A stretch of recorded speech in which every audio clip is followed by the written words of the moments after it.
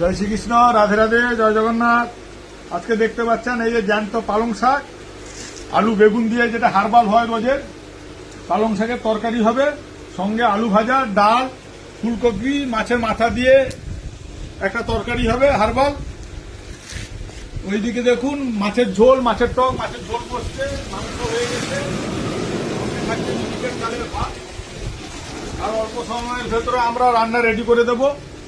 আপনারা এইখানে আনলিমিটেড পেয়ে যাবেন। আপনি একবার, দুবার, তিনবার, চারবার যা চাইবেন এইগুলো দেওয়া হবে। মাছ কিন্তু এক পিস পাবেন, মাছের ঝোল না হলে মাছের টক, যে কোনো একটা, রুই মাছের ঝোল টকের ভেতরে একটা পাবেন। 2 রকমের সবজি থাকবে, সঙ্গে মিনিকেট চালের ভাত আনলিমিটেড থাকবে।